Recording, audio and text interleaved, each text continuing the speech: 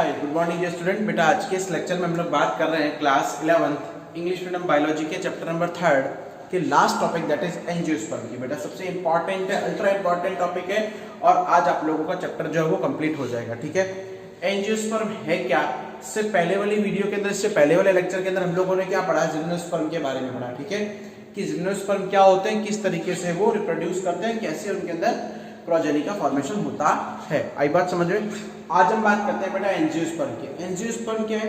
Normally हम लोग plant kingdom के बारे में पढ़ रहे हैं, हमें पता है पूरे चैप्टर के अंदर हम लोगों ने प्लांट किंगडम के बारे में पढ़ा। सबसे पहला आपने थैलोफाइट पढ़े, फिर ब्रायोफाइट्स पढ़े, फिर आप लोगों ने पढ़ा टेरिडोफाइट्स, फिर आप जिम्नोस्पर्म के ऊपर आए और लास्ट में आप लोग एंजियोस्पर्म के ऊपर आए। ठीक है ना?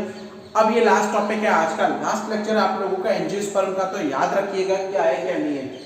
सबसे पहले एंजियोस्पर्म जो है बेटा, ये वर्ड है ना, ये ग्रीक लैंग्वेज का है। कौन सी लैंग्वेज का है? ग्रीक लैंग्वेज का है, यानी विदेशी भाषा का, इंडिया की भाषा का है ही नहीं। अब ये ग्रीक लैंग्वेज का है और दो शब्दों से मिलकर बना है। एंजियो मतलब कवर और स्पर्म मतलब सीड, यानी कि ऐसे प्लांट जिनके सीड जो है वो कवर्ड रहते हैं, जिनके सीड्स क्या है? कवर्ड रहते हैं, यानी कि ढके हुए रहते हैं। अब वो seeds are covered by which? That is ovary wall and ovule wall. ठीक है ना? सीड जो है वो सीड कवर और कोटाइलिडन्स ओवरी और ओवरी वॉल के थ्रू क्या होता है? कवर्ड रहते हैं, एनक्लोज रहते हैं, घिरे हुए रहते हैं। क्लियर है? क्लियर है? ओके। अब हम आगे बात करें थोड़ा सा। नॉर्मली एंजियोस्पर्म प्लांट जो है, इनके अंदर एक सबसे इंपॉर्टेंट चीज क्या होती है कि इनको रिप्रोड्यूस करने के लिए या इनके रिप्रोडक्शन के लिए एक स्पेशल ऑर्गन होता है, that is known as flower, जिसे आप लोग क्या बोलते हो? फ्लावर बोलते हो। ठीक है, सॉरी, फ्लावर। क्लियर है? उसे आप लोग क्या बोलते हो? फ्लावर। अब फ्लावर है क्या? फूल की काफी, हालांकि फूल के यूज तो काफी होते हैं बेटा, मर गया तो उसके माला चढ़ाने के लिए। ठीक है ना? नॉर्मली हर एक काम के लिए फूल रिलीजियस थिंग्स के अंदर काम आते हैं। ठीक है ना? वेडिंग सेरेमनीज में काम आते हैं। ओके, तो फ्लावर जो है वो क्या है, किस तरीके से काम आता है वो सुनिएगा। आई बात समझ में?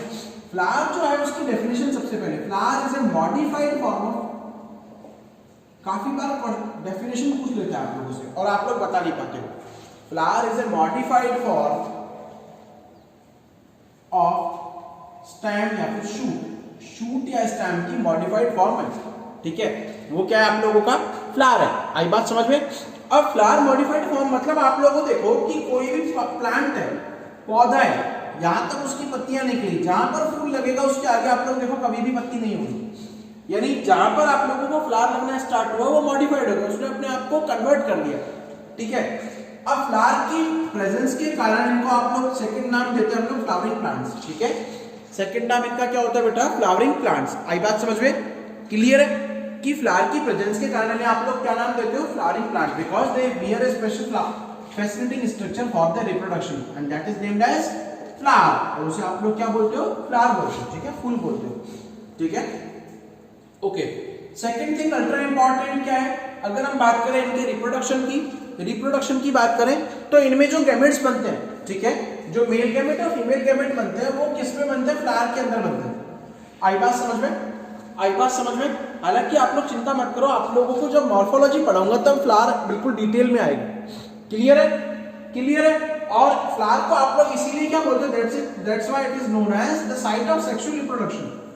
ठीक है, इसीलिए इसको आप लोग क्या बोलते हो? साइट ऑफ सेक्सुअल रिप्रोडक्शन, यानी कि सेक्सुअल रिप्रोडक्शन की जगह या उसकी साइट। ओके, उसका प्लेस। क्लियर है ना?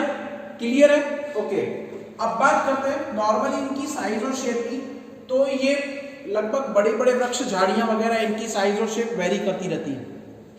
ठीक है, साइज और शेप क्या करती है? वेरी करती रहती है। वेरी मतलब चेंज होती रहती है। ठीक है ना? कुछ पेड़ छोटे होते हैं साइज में, कुछ बड़े होते हैं। ओके, तो इनकी साइज और शेप क्या है? वेरी करती रहती है।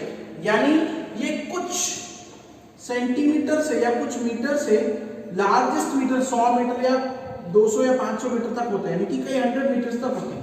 क्लियर है? तो इनका जो सबसे स्मॉलेस्ट प्लांट है एंजियोस्पर्म का एग्जांपल है बेटा वोल्फिया। क्या है? वोल्फिया। ठीक है, वोल्फिया क्या है? वोल्फिया बेटा बहुत छोटा छोटा प्लांट है। ओके, सेकंड आता है यूकेलिप्टस, जो आपके सफेदा होता है, सफेदे की प्रजातियां हैं। ठीक है, वो लार्जेस्ट प्लांट है। आई बात समझ में? तो यूकेलिप्टस जो है वो लार्जेस्ट प्लांट है और वॉल्फिया क्या है, वॉल्फिया सर्पेंटाइना क्या है, सबसे स्मॉलेस्ट प्लांट है। क्लियर है। फिर आते हैं इनकी इंपॉर्टेंस के ऊपर कि इंपॉर्टेंट क्यों है। तो इनकी इंपॉर्टेंस होती है बेटा वो हाईली इकोनॉमिकली इंपॉर्टेंट होते हैं, फूड के अंदर काम में आते हैं, ठीक है। फ्रूट्स वगैरह आप लोग एज अ फूड यूज लेते हो, फ्यूल के फॉर्म में काम में आते हैं, ईंधन के रूप में, क्योंकि ये बेटा नॉर्मली वुडी प्लांट्स होते हैं, ज्यादा लकड़ियां होती हैं तो जलाने के काम में आती है। ओके, उसके अलावा बिसाइड दिस, अब इसके अलावा वुड जो है वो आप लोगों के किस काम में आती है, वुड जो है वो नॉर्मली आप लोगों के फर्निशिंग वगैरह के काम में आती है, ठीक है। फूडर, चारा वगैरह बनाने के काम में आते हैं। मेडिसिन यानी कि अल्ट्रा इंपॉर्टेंट है, काफी ऐसे प्लांट हैं जो मेडिसिनल पर्पस के लिए काम में आते हैं, यानी कि दवाइयां वगैरह बनाने के काम में आते हैं। ऑर्नामेंटल बेटा इससे कोई गहने नहीं बनते हैं, ये सजावटी तौर पर काम में आते हैं, बाग बगीचों में सजावट करने के लिए भी काम में आते हैं। आई बात समझ में? क्लियर है ना? क्लियर है, ओके। अब मैं काफी देर से बात कर रहा हूँ कवर सीड। मैंने सबसे पहली बात की कि सीड जो है वो कवर्ड रहते हैं, तो सीड के ऊपर जो कवर रहता है उसे आप लोग क्या बोलते हो बेटा, कोटाइलिडन्स, यानी कि बीज पत्र या फिर कोटाइलिडन्स, ठीक है। आप लोग क्या नाम देते हो, कोटाइलिडन्स या फिर बीज पत्र। क्लियर है? क्लियर है ना बेटा? ओके। अब नंबर ऑफ कोटाइलिडन्स के आधार पर, यानी सीड जिसके अंदर एंक्लोज रहता है उसे आप लोग क्या बोलते हो, कोटाइलिडन्स बोलते हो, और number of on the basis of number of cotyledons के नंबर के बेस पर they may be divided into different groups. इनके दो अलग अलग ग्रुप होते हैं, that is monocotyledon plant and dicotyledon plants, ठीक है। मोनोकोटाइलिडन प्लांट और डाइकोटाइलिडन। मोनोकोटाइलिडन क्या होता है, जिसके ऊपर सीड पर एक ही कवर होता है, ठीक है, जैसे आपका मेज, मक्का, वीट, गेहूं। डाइकॉट आप लोगों ने ग्राम देखा है, चना देखा है। डाइकॉट मतलब जिसके बीज को कवर करने के लिए दो कवर रहते हैं, जैसे आपका ग्राम, चना, ठीक है, चना वगैरह जो होता है ग्राम वगैरह होते हैं। आई बात समझ में? तो मोनोकोटाइलिडन्स मतलब एक बीज पत्री, यानी जिनमें सिंगल कवर होता है सीड को कवर करने के लिए, और डाइकोटाइलिडन्स मतलब द्विबीजपत्री, यानी कि जिनके अंदर सीड को कवर करने के लिए कितने कवर होते हैं बेटा, दो कवर होते हैं। क्लियर है? क्लियर है ना? यहां तक आया समझ में? अब बात करते हैं इनकी रिप्रोडक्शन की। नॉर्मली इनके अंदर बेटा सेक्सुअल रिप्रोडक्शन होता है, और एसेक्सुअल की बात करें, पहले बात करते हैं एसेक्सुअल की, ठीक है। थोड़ा सा मैं यहां से रब कर देता हूं।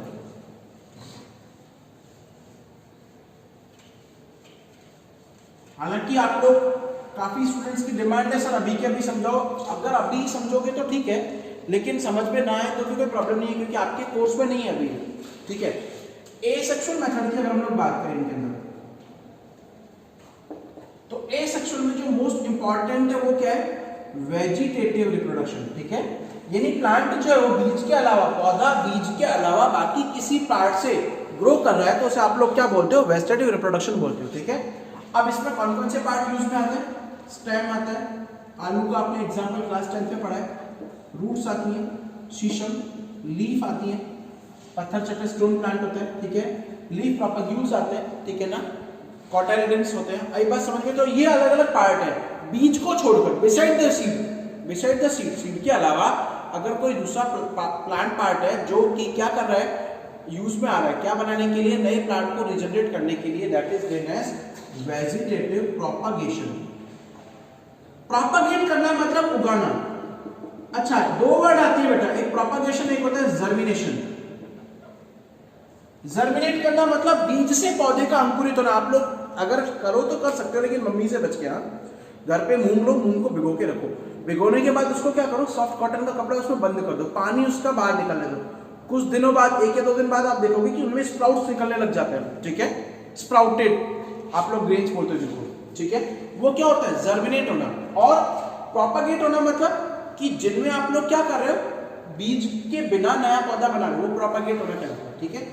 अब बात करें सेक्सुअल रिप्रोडक्शन की, तो नॉर्मली सेक्सुअल रिप्रोडक्शन के लिए इनके पास में एक ऑर्गन है जिसे आप लोग क्या बोलते हो बेटा, फ्लावर बोलते हो। क्या बोलते हो, फ्लावर बोलते हो, ठीक है, क्लियर है।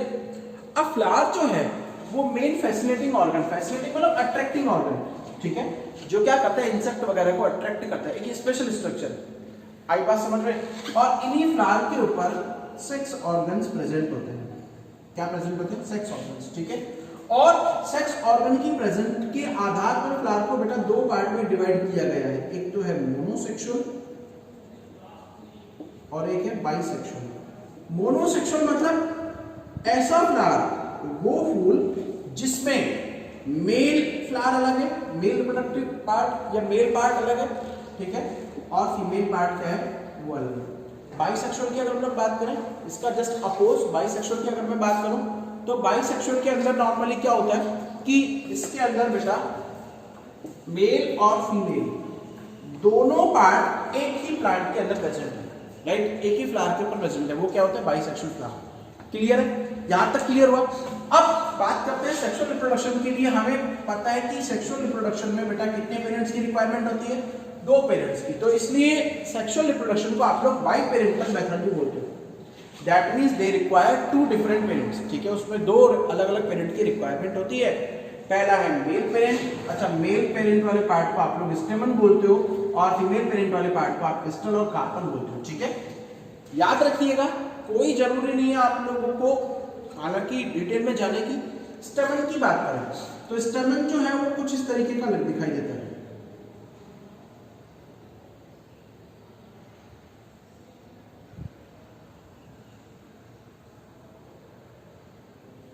अगर एक स्टेमन की बेटा मैं बात करूं तो नॉर्मली एक स्टेमन जो कुछ इस तरीके का दिखाई देता है, ठीक है।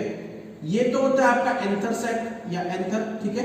एंथर के बीच में होता है आपका कनेक्टिव, कनेक्टिव के बाद में होता है फिलामेंट, एक लंबा स्टॉक होता है जिसे आप लोग फिलामेंट बोलते हो, ठीक है, फिलामेंट बोलते हो, ठीक है। और इस एंथर सेक के अंदर, एंथर सेक है और इसको आप लोग बोलते हो एंथर लोब, ये पूरा तो एक एंथर कहलाता है, और ये वाला पार्ट इसे आप लोग बोलते हो एंथर लोब। इस एंथर लोब में बेटा ये स्मॉल ग्रेन्यूल्स होते हैं जिसे आप लोग बोलते हो पॉलन ग्रेन, पॉलन ग्रेन या फिर माइक्रोस्पोर, क्या बोलते हो आप लोग, माइक्रोस्पोर, पॉलन ग्रेन या फिर माइक्रोस्पोर, एग्जैक्टली। तो पॉलन ग्रेन और माइक्रोस्पोर जो है इसे आप लोग पॉलन ग्रेन और माइक्रोस्पोर बोलते हो, यही आपकी क्या होते हैं, मेल गैमेट होते हैं, ठीक है। और किसके थ्रू बनते हैं और कहां बनते हैं बेटा, ये माइक्रोस्पोरेंजियम में बनते हैं, ठीक है। और किस प्रोसेस के थ्रू, माइक्रोस्पोरोजेनेसिस। आप लोग केवल इतने नाम याद रखो, आपकी बुक में हालांकि नाम भी नहीं है लेकिन आप याद रखना, ठीक है। माइक्रोस्पोर है जो साइज में छोटे हैं, कहां बनते हैं, माइक्रोस्पोरेंजियम में बनते हैं, माइक्रोस्पोरेंजियम इसी के अंदर होती है, ठीक है। और जो प्रोसेस है उसको आप लोग क्या बोलते हो, माइक्रोस्पोरोजेनेसिस, माइक्रोस्पोरोजेनेसिस। अब बात करें फीमेल पेरेंट की, पिस्टल की, तो पिस्टल की स्ट्रक्चर बेटा कुछ इस तरीके की होती है। आप अब थोड़ा डायग्राम देखिएगा कलाकार। अपर पार्ट जो एक बेस की तरह काम करता है जिसे आप लोग बोलते हो स्टिग्मा, ठीक है। मिडिल पार्ट जो नेक की तरह होता है उसे आप लोग बोलते हो स्टाइल, और लास्ट का जो राउंडेड पार्ट है उसे आप लोग क्या बोलते हो, ओवरी, अंडाशय, ठीक है, OVARY, ओवरी। क्लियर है।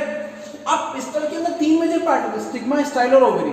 यहां से जब पॉलन ग्रेन निकलेंगे तो स्टिग्मा के ऊपर आता है, ठीक है, स्टाइल के ऊपर रास्ता होता है उनको। ओवरी के अंदर आप लोगों का ओव्यूल होता है, क्या होता है, ओव्यूल।